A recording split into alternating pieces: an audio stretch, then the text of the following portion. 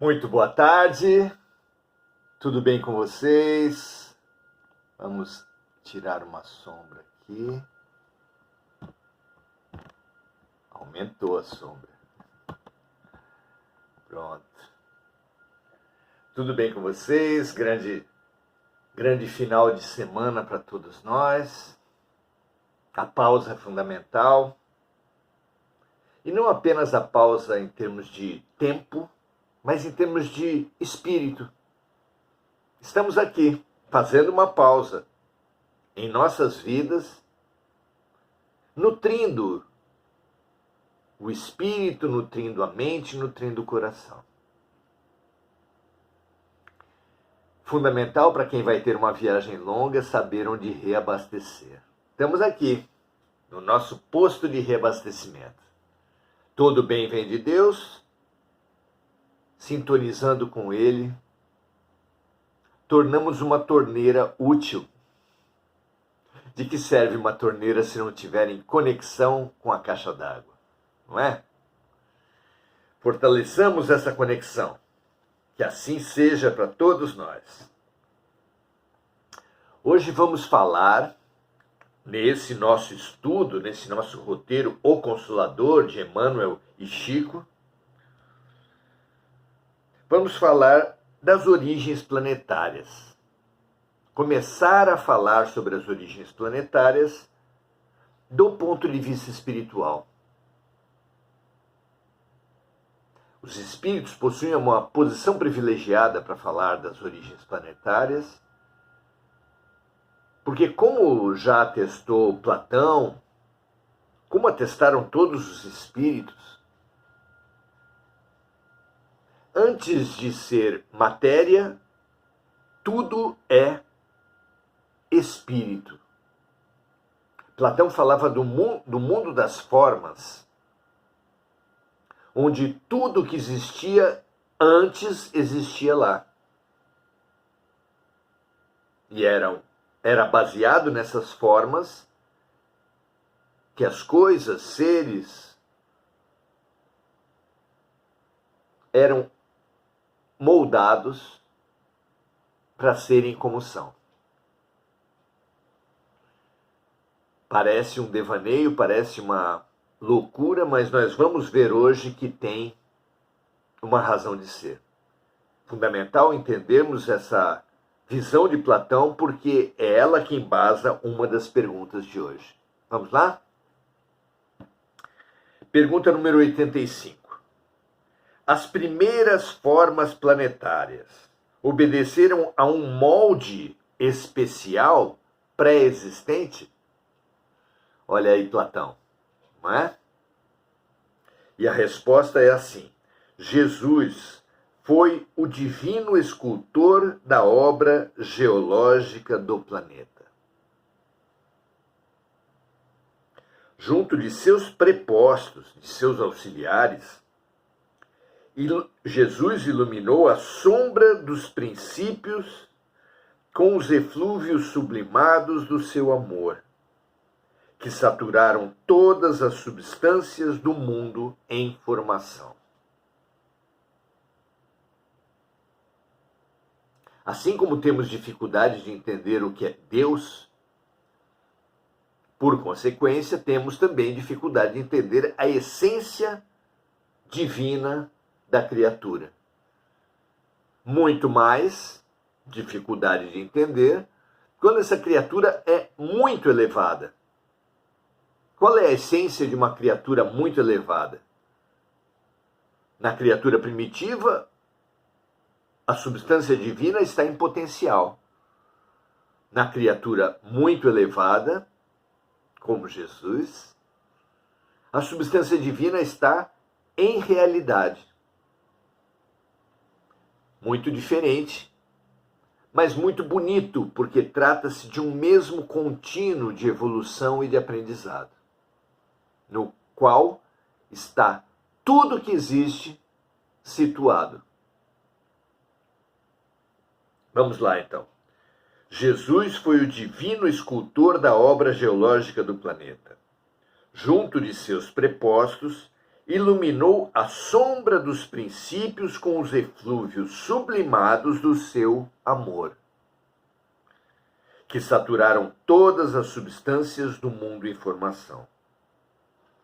Não podemos afirmar que as formas da natureza, em sua manifestação inicial, obedecessem ao molde pré-existente, no sentido da imitação, porque todas elas receberam o influxo sagrado do coração do Cristo. A verdade é que, assim como nas vossas construções materiais, todas as obras viveram previamente no cérebro de um engenheiro ou de um arquiteto. Não é assim? Da mesma forma, todas as formas de vida na Terra foram primeiramente concebidas na visão divina de Jesus. De Jesus e dos seus auxiliares. Muito interessante, não é? Pergunta 86. Tendo sido a Terra formada pelo poder divino, por que passou o planeta por tantas etapas evolutivas, muitas das quais com duração de milhões de anos? Olha que pergunta interessante. Como os mágicos da Terra, como os ilusionistas, nós imaginamos que Deus, o que sai de Deus, nasce assim, instantaneamente, tudo pronto, de um instante para o outro. Vejamos a resposta de Emmanuel. No infinito do universo, a evolução do princípio espiritual tem de escapar a todas as vossas limitações de tempo e de espaço, na tábua dos valores terrestres. Então, não temos como medir o início do universo, o início de todas as coisas, com os parâmetros temporais da Terra. Vejam que os próprios cientistas, para medir os espaços do universo, recorreu a uma nova medida muito diferente dos centímetros, metros, quilômetros, estipulando o ano-luz, que é a distância percorrida pela luz durante um ano. Da mesma forma, diz Emmanuel, no mundo, no infinito do universo, a evolução do princípio espiritual tem de escapar a todas as vossas limitações de tempo e espaço. Há quantos anos? Em que lugar? Perguntam os estudiosos.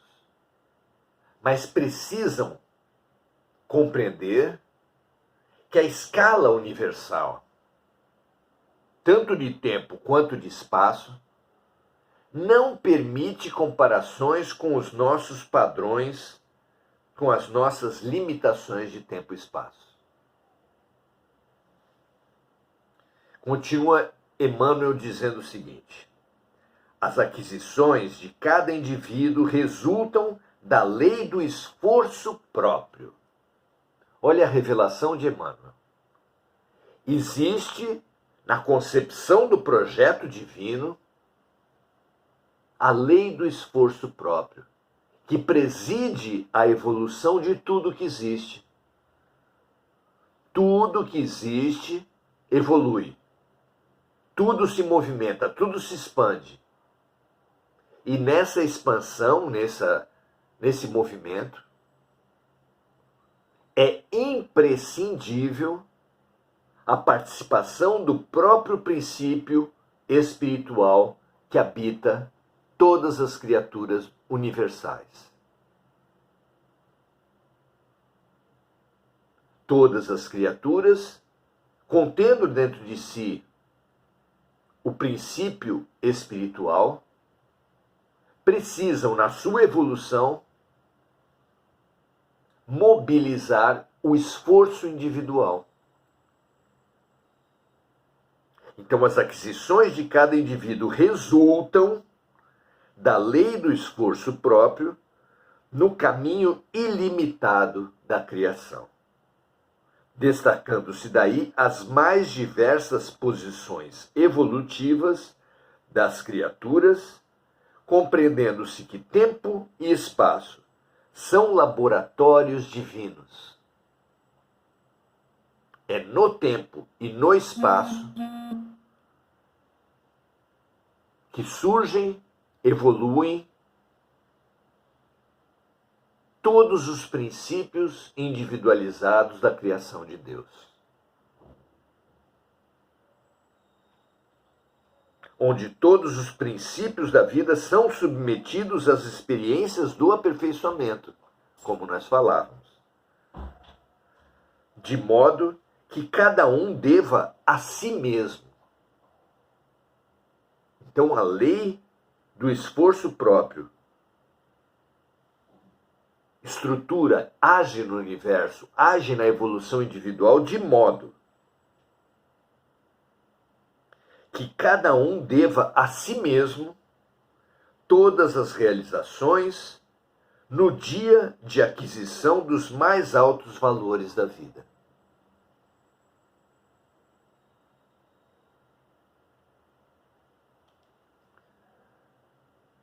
Há uma lei de expansão, há uma lei de evolução que precisa, que exige o esforço próprio.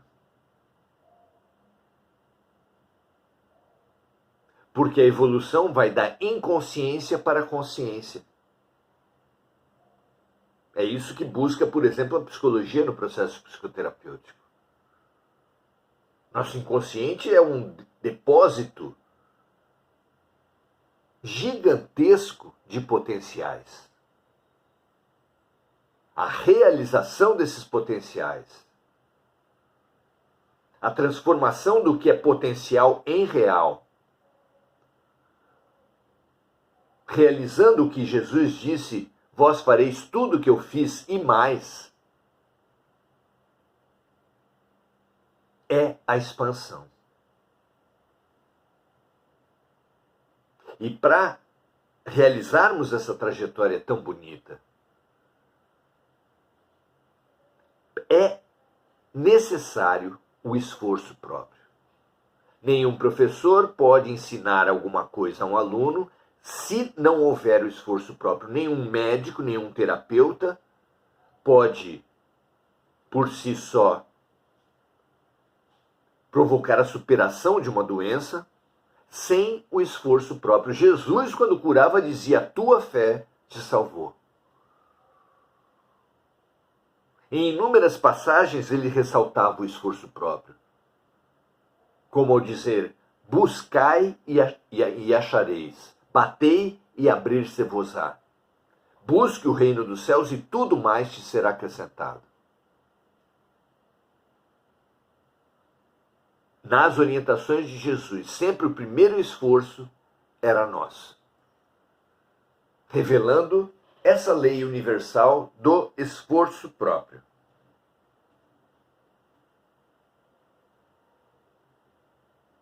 De modo que cada um deva a si mesmo todas as realizações no dia de aquisição dos mais altos valores da vida.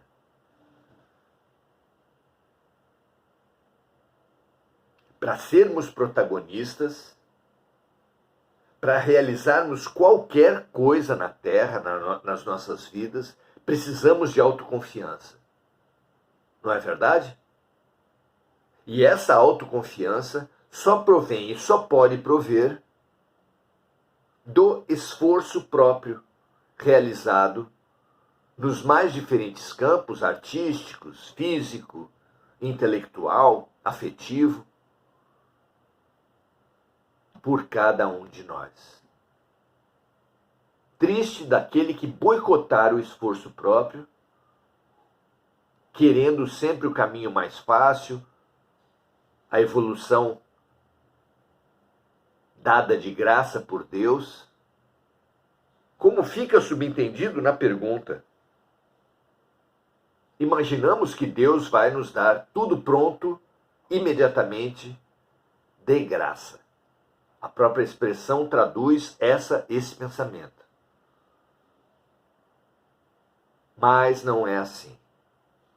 Como os melhores pais e mães da terra, como os melhores educadores entre as criaturas, Deus estimula, propicia. Mas se nenhum pai, nenhuma mãe faz a lição de casa pelo filho, Deus também não prescinde, não esquece, não joga fora a necessidade de cada um realizar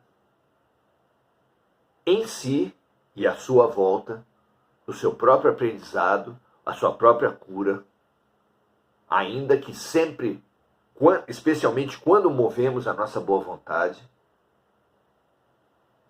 façamos jus ao apoio de amigos espirituais, de amigos encarnados, enfim, de Deus.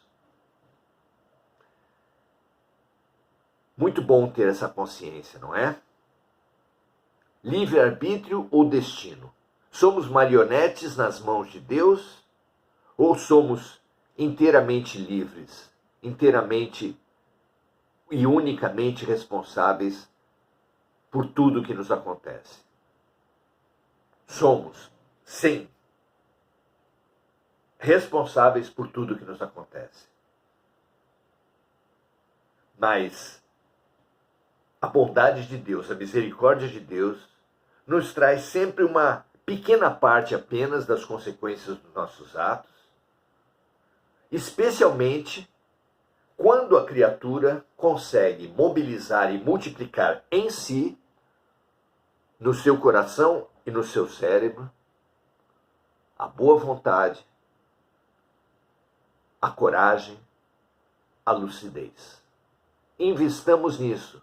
Boa vontade, coragem e lucidez. Busquemos o reino dos céus na certeza de que, fazendo isso, tudo mais nos será acrescentado. Muito bom estar com vocês, muito feliz por estarmos juntos, que essa noção do nosso poder e da nossa responsabilidade atinja, fertilize, seja plantada em todos os corações humanos, estimulando-nos e encorajando-nos a trilharmos essa linda jornada da evolução. Muito bom estarmos juntos, muito bom fazermos esses estudos, essas reflexões tão significativas e tão importantes para todos nós. Enir Cajazeira, dando sempre graças a Deus. Marco Aurélio Trindade, saudando a noite iluminada, a lua está linda realmente. Maria José Sobral, dando o seu boa noite a todos os amigos, assim como Mari Pereira.